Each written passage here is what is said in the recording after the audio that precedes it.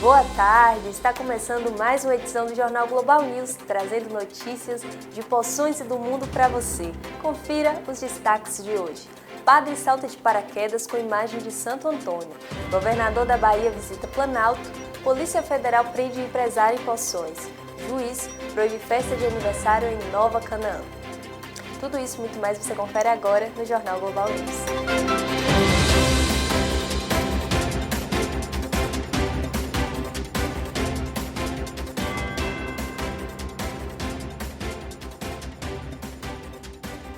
O grupo terrorista Hamas aceitou uma resolução do Conselho de Segurança da ONU que apoia um plano para acabar com a guerra da faixa de Gaza e está pronto para negociar os detalhes. Isso aconteceu na terça-feira, dia 11. Mediadores do Egito e do Catar afirmaram que receberam resposta formal do Hamas para a proposta de trégua. No entanto, há uma chance de o acordo não ser firmado, porque tanto Israel como Hamas sugeriram que o plano acomode alguns de seus propósitos que são conflitantes. O governador da Bahia, na sua visita ao município de Planalto, juntamente com o comandante do CPRSO, Coronel Paulo Guimarães, e o comandante da 79ª Companhia Independente de Polícia Militar, o Major Lima Júnior, do chefe de gabinete da Secretaria de Segurança Pública da Bahia, Nelson Gaspar Álvares Pires Neto, participaram da inauguração das novas instalações do 3º Pelotão do Planalto, para reforçar a segurança do município e fortalecer os servidores no preparo para enfrentar os desafios e servir o cidadão de maneira mais eficiente. Anunciada inicialmente no Google I/O 2024, a gigante das buscas oficializou nesta terça-feira, dia 11, o lançamento do modo ladrão no Android. A novidade criada para combater roubos bloqueia a tela do celular ao identificar que alguém o arrancou de sua mão. O Brasil é o primeiro país do mundo a receber esse recurso, que estará em fase de teste a partir de julho para alguns usuários. Para ser ativado, o aparelho deve estar rodando Android 10 ou superior. A empresa explicou que o próprio celular identifica a ação de roubo usando inteligência artificial e o acelerômetro, sensor que mede vibração e aceleração. Assim que o criminoso puxar o aparelho de sua mão, o dispositivo bloqueia a tela e ele só poderá ser ativado novamente com a senha. A tecnologia, segundo o Google, pode identificar fugas a pé, de bicicleta, de moto e carro. A mensagem "possível roubo detectado", esse dispositivo foi bloqueado automaticamente para proteger seus dados, é exibida logo após o roubo. Uma decisão judicial proibiu a festa de aniversário da pré-candidata a prefeita de Nova Canaã, Magna Chaves, na quinta-feira, dia 13.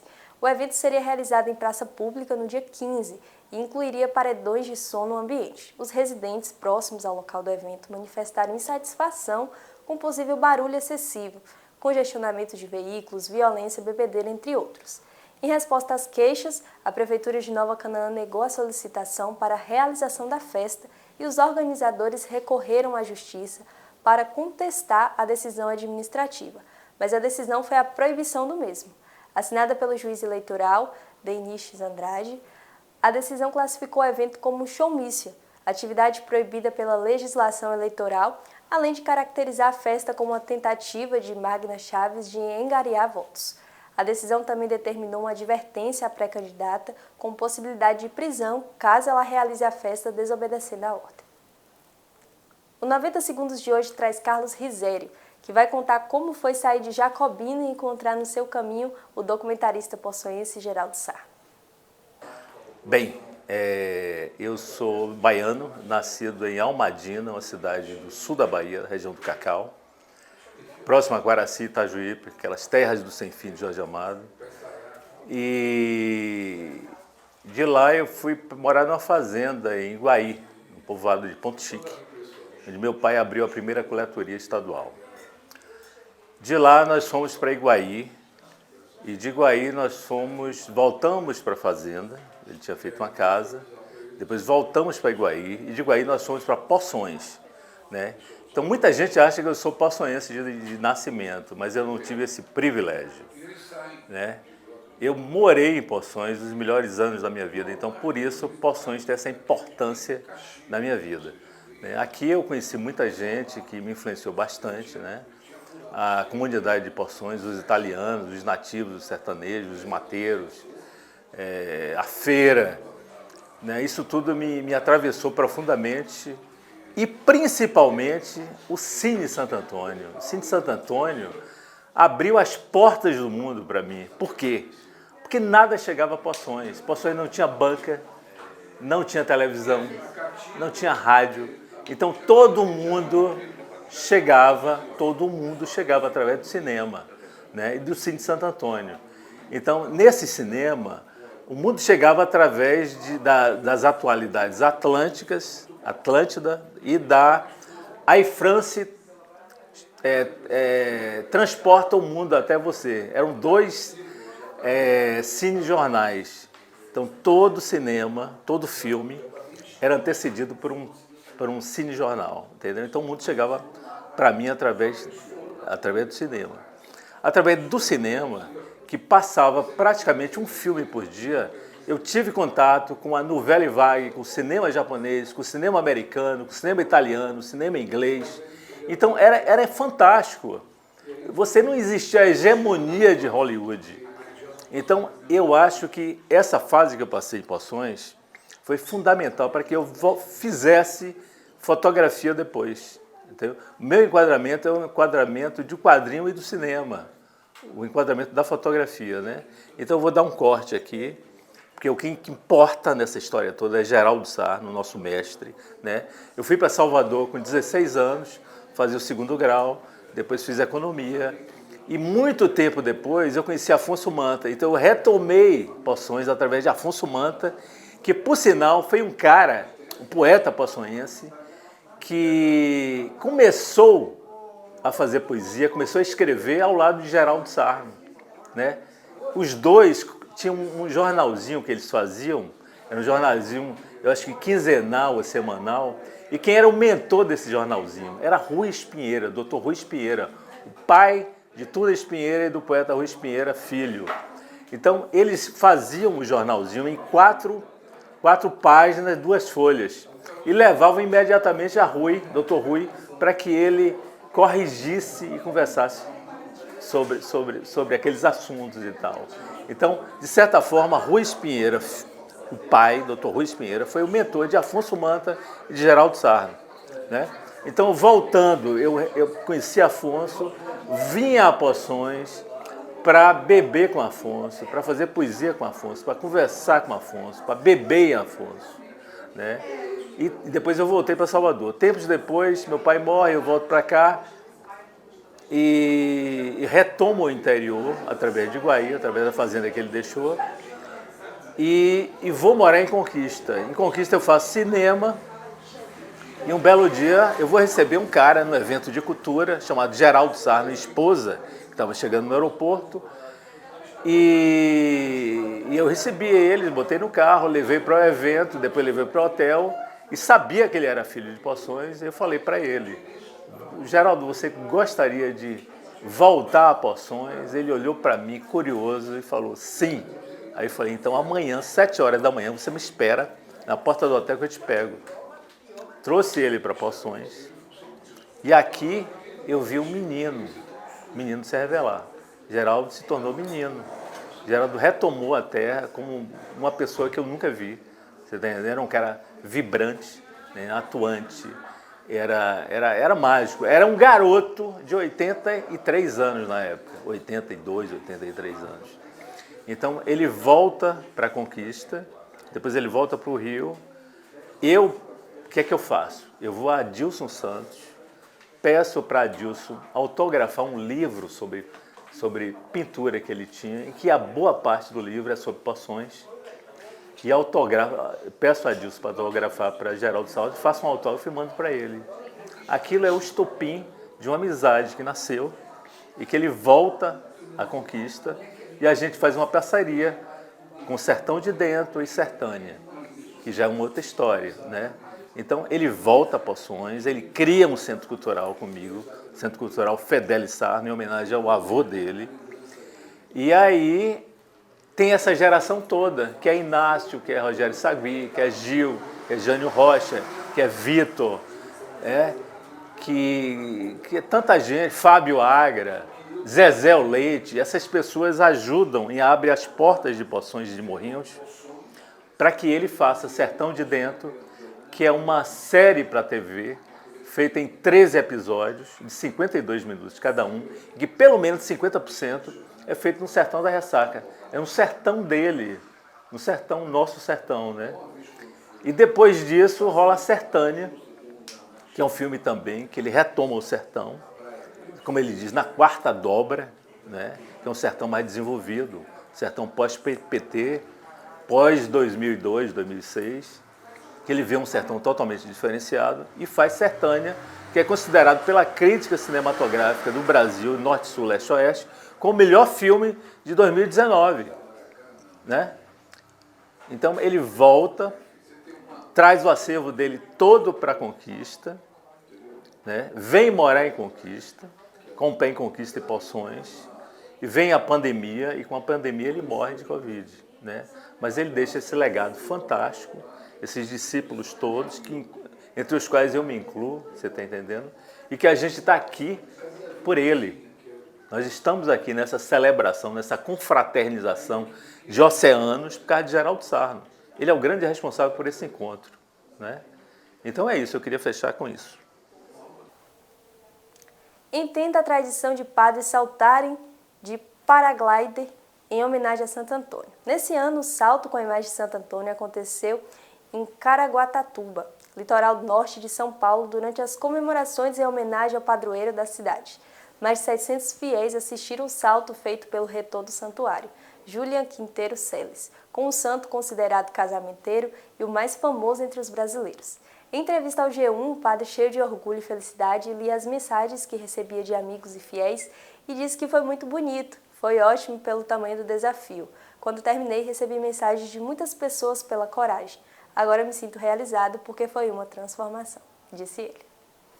O cantor Naim, ícone da música brasileira, morreu nesta quinta-feira, dia 13 de junho, em um acidente doméstico fatal aos 71 anos.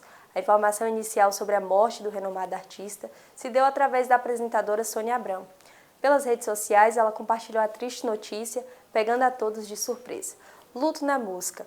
Naim sofreu um acidente doméstico fatal ao cair da escada em sua residência. O cantor tinha 71 anos e deverá ser velado e sepultado em Taboão da Serra, onde morava. Difícil acreditar. Lá se vai mais um amigo. Escreveu ela anunciando a morte do amigo. Vamos para um comercial rapidinho e já voltamos.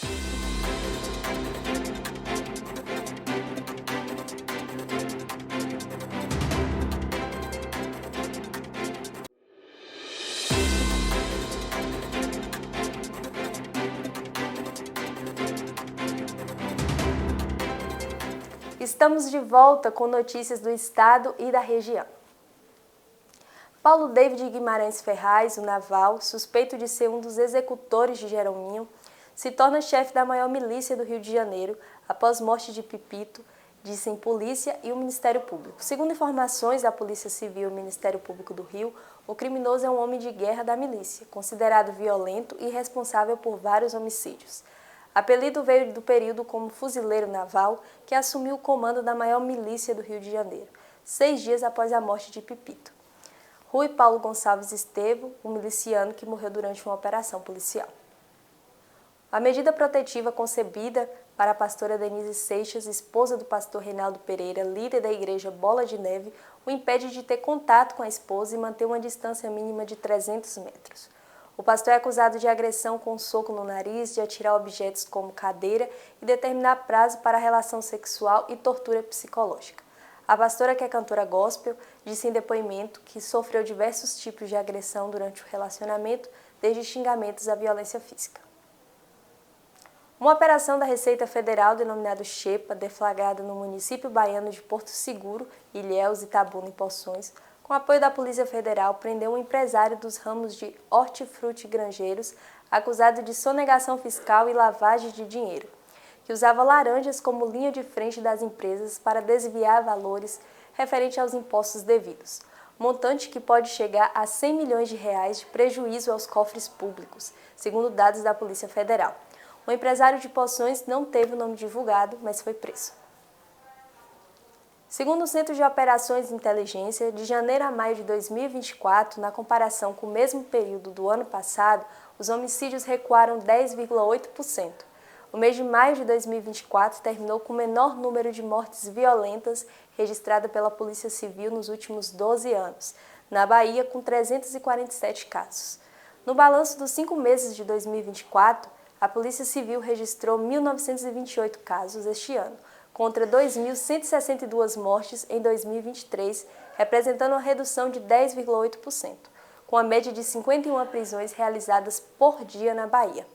O número total de capturados chegou a 7.749 nos 5 primeiros meses de 2024, na comparação com o mesmo período do ano passado, quando foram presas 7.482 pessoas. O aumento é de 3,6%. Apenas no mês de maio, operações realizadas pelas forças estaduais e federais localizaram mais de 100 criminosos. Entre os localizados, este ano 47 são lideranças de facções criminosas e 11 integravam o barulho do crime da Secretaria de Segurança Pública. Alguns, inclusive, capturadas em outros estados do país. O sistema de reconhecimento facial ajudou na localização de 354 foragidos da Justiça em 2024, totalizando 1.621 pessoas presas desde o lançamento da ferramenta em 2018. O ator norte-americano Terry Crews, conhecido por ter feito Latrell no filme As Branquelas e Julius na série Todo Mundo Odeia o Chris, publicou um vídeo nas redes sociais que mostra o momento em que ele experimentou o famoso sanduíche de mortadela no Mercadão de São Paulo. Esse mesmo sanduíche foi mostrado por Kelly Paiva um dia antes de Terry. Estou aqui em São Paulo e vou comer o famoso sanduíche de mortadela. Olha esse pão, vamos para o meu primeiro pedaço. Nossa, que delícia, isso é muito bom, maravilhoso. Muito bom, meu Deus, é uma delícia, disse Terry no vídeo, que em 24 horas já havia alcançado mais de 4 milhões de views. O povoado de Bandeira Nova comemorou os 30 anos do Instituto Manuel Padre. O Global News esteve na festa e conversou com a primeira professora, hoje aposentada e orgulhosa por ter participado desse avanço na educação. Veja como foi. Eu trabalho aqui no Instituto de Educação Manuel Padre há 14 anos. É uma experiência para mim, porque é a minha primeira gestão, mas é um aprendizado muito bom. Gosto muito de estar aqui, porque todos aqui já são como se fosse uma família, né? Nós nos entendemos muito bem e o que eu tenho para dizer é que eu tenho uma gratidão enorme por fazer parte dessa família Manuel Padre. Hoje nós temos 8 salas de aula, nos 3 turnos, matutino, vespertino e noturno. Hoje nós temos 285 alunos matriculados, né, no municipal e mais 100, porque aqui nós também atendemos a EJA, né, que é o 2º grau à noite. Essa comemoração significa que a escola ela está juntos, nós somos unidos. Por isso que nós casamos tanto os 30 anos do Manuel Padre como o Dia da Família na escola. É um momento de união, de alegria e de muita satisfação para todos nós, tanto para mim como a equipe Manuel Padre. Eliette, me conta quando surgiu essa escola em Bandeira Nova. Bem, a escola Instituto de Educação Manuel Padre surgiu em 94, foi inaugurada de 26 de fevereiro de 94. Antes da Escola Manuel Padre, aqui na comunidade já funcionava uma escola que era a Escola Municipal São Caetano. Mas com a criação do povoado em 89, aumentou o número de pessoas na região. E aí em 94, em 93 já tinha um número grande de pessoas procurando vaga. A escola aqui foi terminada, na época só tinha 4 salas, mas foi terminada com o objetivo de acolher os alunos da região, tanto da comunidade como alguns vizinhos mais. Aí aumentou o número de professores, aumentou o número de alunos matriculados na escola e por isso a importância do Instituto de Educação Manuel Padre. Isso, em 94, quando foi inaugurada, só tinha 4 salas. Mas aí, com o passar do tempo, as 4 salas também ficaram poucas. Em 94, eu fui nomeada diretora da escola, né? E vieram outros professores para trabalhar conosco. Eni é a primeira professora da comunidade. Quando eu cheguei, ela já estava aqui, na Escola São Caetano. E hoje, qual é o seu cargo que você ocupa aqui na escola? Hoje eu trabalho como professora, sou professora do Fundamental 1 e do 2, né? Sou pedagoga e sou também graduada em Geografia, aí trabalho no Fundamental 1 e no Fundamental 2. Comecei em 1979 como primeira professora da escola. Era uma escolinha pequena, ainda era a escola São Caetano, né? Aí após passou a chamar Instituto de Educação Manuel Prado, continuei trabalhando 30 anos até me apresentar aqui nessa escola, né? E orgulho muito de ter feito parte dessa escola. Hoje vejo as sementinhas que eu plantei, né? Hoje estão tudo, né? Com vários alunos aí, né? Que foram meus alunos, hoje são professores da própria escola, né? Tem médicos, tem professores, tem várias outras profissões. Não foi uma experiência fácil, mas foi uma experiência que eu faria tudo de novo, né? Para ver o que eu vejo hoje, o tamanho da escola, uma escolinha que eu comecei, né? E hoje tem essa escola nessa estrutura que está hoje, né? Com muitos alunos, vários profissionais aqui, muitos frutos da escola, né? Que eu comecei. Então, isso é orgulhoso e prazeroso. Vamos falar de economia. Esse ano, a Bahia ficou na 9ª posição entre os estados com gás de cozinha mais caros, o que se contrapõe em 2021, que estava no 3º preço mais baixo do GLP no Brasil, quando a refinaria Landulfo Alves, hoje refinaria de Mataripe, era administrada pela Petrobras.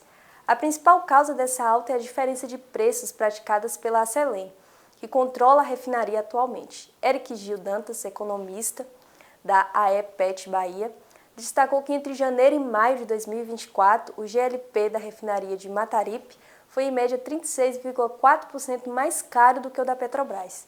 Até abril, houve 4 reajustes no preço do gás da Bahia, 3 deles pela Acelen, elevando o preço do botijão ao consumidor entre R$ 5,00 e R$ 7,00, ultrapassando os R$ 140.